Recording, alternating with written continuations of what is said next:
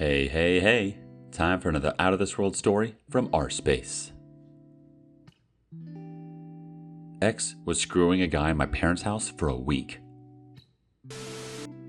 Wow, reading some of these stories on here has been quite cathartic. It's been almost 10 years since I met her, and almost 7 years after the fallout, and I'm finally comfortable enough to share this on the internet.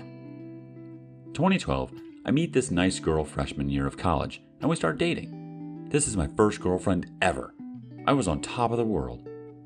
2015, she goes to Europe for study abroad, so of course the distance is getting to our heads. To my head at least. She lands an internship in my family's suburban town, while I land an internship overseas. So we offer her my bedroom, and she spends the summer of 2015 with my family. For the next few months, she becomes incredibly elusive, is never responding to my texts, and we don't get physical. Her excuse? Oh, just got back from the gyno. Shit, it's my period. This of course is on top of her already low, 2 times a month, sex drive. Despite her elusiveness, she continues to borrow my car for days on end to go to her friend Girl A in downtown, 20 minutes away from the university. Finally, a few days before the semester is out, she tells me, "We can't get married." Which of course is a weird, unexpected thing to say. Apparently that's her way of breaking up with me. Now here's where the insane screwery starts. The next 2 months are what I can only describe as the darkest months of my life. She is now suddenly engaged to Guy A on Facebook. A mysterious man, Guy B, approaches me on Facebook asking, "Hey, are you her cousin?" The fuck? I'm her ex-boyfriend. What? I'm her fiance as well. What the actual F? Turns out, Guy A was in fact her new friend, Girl A, and Guy B was someone she had met in Europe. She was screwing 3 guys at the time and managed to get engaged to 2 of them. The big kicker? I get a hold of a video where she is serenading Guy B in my house, telling him how much she loves him. And what's in this video? Pictures of him wearing my sweaters, using my sporting equipment, playing on my Xbox, and proposing to her by candlelight in my backyard. What the actual F? What room did you guys stay in? The one with the big bathtub. Did you guys have sex? We stayed there for a whole week, so naturally, yes. Holy effing crap. They were screwing in my parents' room for a week. I confront her. Her response? Nobody likes you. Nobody wants to be friends with you. You should go ahead and kill yourself already. She is aware I struggle with these dark thoughts. Panic attack? I faint. At this point, it's January of 2016. Life must continue, but I definitely developed depression. I can't remember what happened in my life between 2016 and 2018, a natural symptom of depression. I gained 30 pounds. I smoke and drink alcohol to excess every single night. By some miracle, I get a master's. By some miracle, I haven't hurt myself despite having incredibly dark suicide fantasies. If you're still reading, I want you to know there is a happy ending to all of this. 2020, COVID hits, and I realize it's been 4 years since that fateful winter, and I haven't progressed as much as I wanted. This time it's different. I seize the day. Biking 40 minutes every day. I find a new job paying me 60% more. I continue pursuing the sport I love. I lose 20 pounds. I probably gained muscle, so that last 10 pounds is okay. It's 2022. I'm 27 years old. I am one of the best athletes in my sport in the world. I have an excellent job, friends who love me and whom I love dearly. I'm about to meet a childhood hero next week. My friend is going to have a baby in a few months. I love babies and can't wait to be an uncle. Everything is amazing. All that being said, the last time I kissed a girl was 7 years ago. The last time I went on a date was 7 years ago. My dry spell? 7 years. I remember the last time I had sex. June 2015. It was terrible. This wasn't just a relationship gone bad. This was my only relationship ever. The only person I've hooked up with as well. And my brain's understanding of human relationships is forever warped. It really sucks I haven't met anyone new, and it sucks I haven't been able to fully let go. I hate that I have to sit on the sidelines watching my friends date when, whomever they want, and it's really tough shaking off the feeling no one wants me, and if they do, it's for ulterior motives. I still have an irrational, crippling fear of women, but these past few years have taught me some incredible things. 1. Self-love. No one is going to tell you, I love you, more than yourself, not even your own mother. And when someone else tells you, I hate you, you must be the first person to say, I love you, because no one else will. 2. Guard your heart. Going along the lines of number 1, love yourself at a level so hard that if anyone can match even 50% of that, you'll know they deserve a spot in your life. 3. Things are getting better. Rome wasn't built in a day. Mighty oaks were once seedlings. If you read this far and are dealing with a similar situation, this crap takes years to heal, but you'll be so much stronger for the better. Have faith. Too long didn't read? Self-explanatory. X was screwing a guy for a week. Depression, suicidal thoughts. It's been 7 years, and I've made incredible progress. Our first response comes from Intelligent Meat 2417. So terrible, bro. But glad you're doing better. Take your time. You should date someone you like. Good luck. Another thought from JC Photography 71. Good for you, friend. Sounds like you're on a great path of healing and finding love. I had my first girlfriend at 19. She wasn't my first choice, but the girl I was infatuated with didn't see me as a boyfriend material until I had a girlfriend. Life went on, and girlfriend number 1 and I broke up about 4 months later. I was devastated. I dated several other girls, off and on, but never got serious with any of them. Until one day when I was 24, I met this young gal who was quite a bit younger than me. She was 3 months away from being legal age. I asked her out, and our first date was July 4th. We ended up spending every day together that long holiday weekend.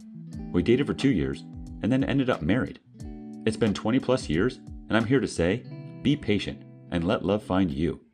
I was the last of my friends to start dating, and the last to get married. I love that you are in this self-love mode and getting stronger every day.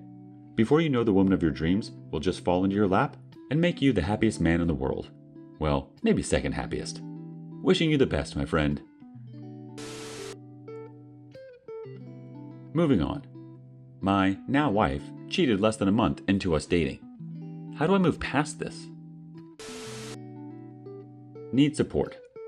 I tried to keep it short as to not bore you all with too much detail, but I apologize in advance for how long this is. I, 33 male, recently got married to my wife, 32 male, after 2 years of dating. To summarize our relationship, we knew of each other through my sister, and our families had been friends for a long time, but we were never formally introduced. However, sometime later we connected over social media and started chatting. After a week or 2 of chatting, I bought her a ticket, as we lived in different cities, so we could officially meet, and we then made our relationship official during her visit. A year later we were engaged, and 1.5 years after that, we were married. All in all, we had been together for about 2.5 years before we got married. So we had been married for just under a month at this stage, and I was looking on my phone for a meme I sent to her some time back. I wasn't able to find it, so I decided to go check her phone. She was sleeping on the couch, so I didn't want to wake her. I knew her password as I had seen her enter it a few times in the past, and thought it wouldn't be a big deal to have a look through her WhatsApp images, since that's how I sent the meme. For the record, she often goes through the images on my phone, and I have no problem with it since she's my wife, girlfriend of the time too. And I have nothing to hide. Anyway, as I go through her images, I found a dick pic in her gallery. My heart immediately sank. I've been cheated on before by my previous girlfriend, and I also found a dick pic on her phone, so I recognized the symptoms. Naturally, I wanted to find out who the picture came from, so I started searching through her WhatsApp chats. Now let me be the first to say that I'm not proud of what I did, but I know from experience that simply asking about the picture wouldn't yield the truth. And that was what I was after, the truth. After doing a broad search, I couldn't find anything initially. Then, I stumbled upon her chat with her best friend, in which she refers to a guy we will call Mark. She has never mentioned a Mark to me before, and I know most of her friends, at least by name. She goes on to tell her friend that she had unprotected sex with Mark, and that she had just found out, after they had sex, that Mark had gotten another girl pregnant. The message was dated such that it was less than a month into us becoming dating exclusively. As I would continue reading, I found out that she had a relationship with Mark before I was in the picture, and she would go on dates with him. He would send her money, and they would talk about any and everything. From what I read, this continued throughout our dating, and even after I had proposed. The thing that shocked me the most was that a few days before we were due to move in together, she got a job in my city about 6 months before our wedding. She went on a date with him, and she told her friend, "Everything in me wants to have sex with Mark." Obviously, this made me feel sick. I couldn't believe this, and it was so hard for me to concentrate on anything. It felt like my soul had been shattered into a million pieces. However, despite all this, I decided to take a few days to figure out what I was going to do about what I found. There was no way for me to confront her without exposing the fact that I not only knew her password, but I had gone through her phone, all without her knowledge. I took a few screenshots while I read, and I made the decision that I would confess what I had done and confront her. I told myself that if the trust is going to be broken, then let it be broken both ways. So one evening, I sat her down and told her what I had found. She was originally upset with me about the fact that I had gone through her phone, but then the attention quickly turned to the dick pic. At first, she said it was nothing and that it was just a random guy. I then told her I knew about Mark after reading her messages with her best friend. After some back and forth, she eventually confessed to everything I read. She said they only had sex once after we were exclusive, which I don't believe, and that he meant nothing to her. I also found out that Mark is in fact married with children, and that, weeks before meeting me, she had a pregnancy scare which would have made him the father. We talked at length about it, and she was in tears and apologized for what she had done. We agreed it would take time, but we could move on from this. The next day, she completely ignored me. I asked her how she was feeling and if she wanted to talk. Most of the time, she wouldn't reply or would say, "I have nothing to say." I came to find out she was angry at me for looking through her phone, which I can understand to a certain extent. But what was more telling is that she didn't once find out how I felt. She never asked how I was doing or if I was okay. I started to ask myself, who cheated on who here? The following day, we had another long talk, and we agreed that this wasn't healthy for our relationship, so we agreed to move on. Since then, my mind has been going crazy with questions. I kept wondering why she needed to keep the relationship with Mark going. I made my intentions clear to her, and I followed it up with action, proposal, and marriage. Why wasn't that enough for her? Is she in love with Mark? She claims she's not, but I don't know how you can continue something like that with someone you don't have feelings for. Particularly 2 years down the line, and she's saying things like, "Everything in me wants to have sex with Mark." The other problem is that it makes me question everything now. Like, if she had told me she cheated so soon into our relationship, would we have even gotten married? Is she with me because Mark wasn't available and I was the next best option? Does she even love me as she claims? The worst part is that things that weren't issues before are now issues. Like, we were at a party with some friends, people we usually hang out with, and she wanted some drinks and snacks, so she asked one of our male friends to take her to the store. Now, if this was before, it wouldn't have mattered, but now it makes me super jealous and paranoid. Like, why didn't she ask me first to take her? What is really going on between the two of them? I find myself watching the time to see how long they've been gone, alone together, and what they looked like when they came back. I hate it. I hate thinking like this. I hate what this cheating has made me become. The mistrust I have for her now, it's not me. It's not who I want to be. Someone tell me how I can trust her again. What should I do? How can I actually move forward? To whoever reads this, thank you. Our first response is from Bensel McPrush. I don't see any remorse here, just regret that she was caught. Disappointed by Humans thinks, okay, several things you need to internalize. 1. When dealing with an affair, rug sweeping always leads to a broken relationship. This is because the underlying issues that lead to you being cheated on are not being addressed, and those issues, as well as your mistrust, hurt, and anger, are just going to fester. Rug sweeping tends to be pushed by the cheater in order to no longer bring their bad behavior in question, and is pretty much done in order for them to dodge responsibility. It never leads to anything good, and this is exactly what you're engaging in when you claim you two agreed to move on. This wasn't done for your benefit or for the sake of the marriage. This was done so she could avoid facing her actions. 2. There should be no major secrets in a marriage. I know this tends to be an unpopular notion, but things like password-locked phones and computers that the other spouse can't get into is a huge red flag. You two are supposed to be building a life together, sharing in your good and bad days, your triumphs and failures, your celebrations and tragedies. Where, exactly, does having a private life fit into that? I get sometimes needing a bit of alone time every now and then, but you are both supposed to be aware of each other's private sides. You're sharing a life together, remember? If someone wants a private aspect of their lives that they don't want their partner to know, then they shouldn't be married. Also, it's always revealing when someone gets angry at their partner for snooping. It lets you know just how much care and respect they really have for you. Whether you realize or not, what they are telling you is, "How dare you find out I was betraying you the only way you reasonably could?" Apparently, you'd be a better person if you continue to let them deceive you?